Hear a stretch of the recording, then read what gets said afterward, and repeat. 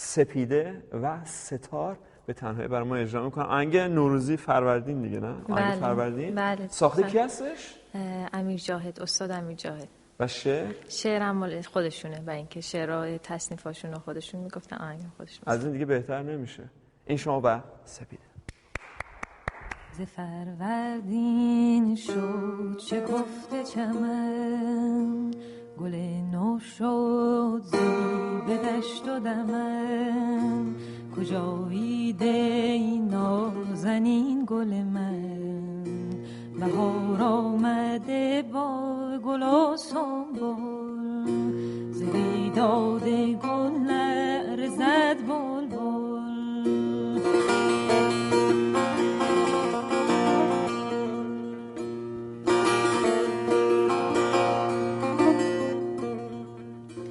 دل بلبل نازک است ای گل، دل او را از جفا مشکن. دل بلبل نازک است ای گل، دل او را از جفا مشکن.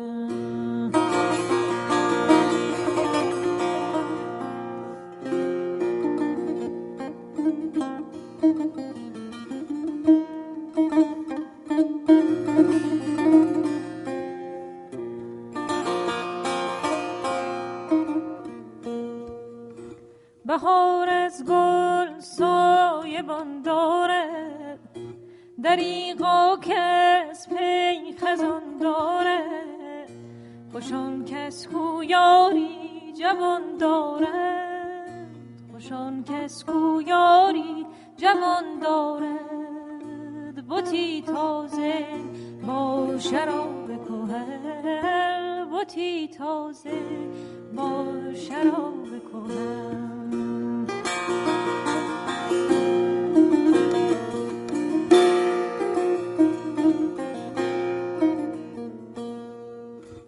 دلم گشته از چرخ بوقلمون، دلم گشته از چرخ بوقلمون، چو جام میلم به لب از خون، غم عشقت شد بر غمم افزون.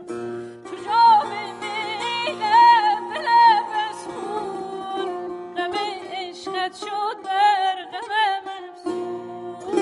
شده ستمم ز دست غمت غرق خون دل من، مجنون و دل من محزون، دل من پر ز خون دل من.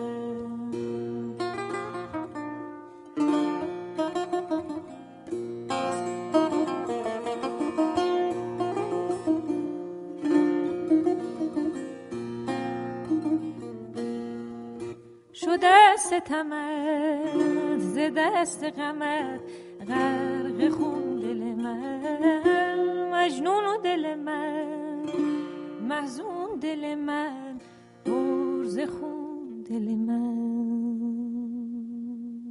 سپیده رئیس سادات و آهنگ فروردین به مناسبت این برنامه که خیلی نوروزی و سپاس.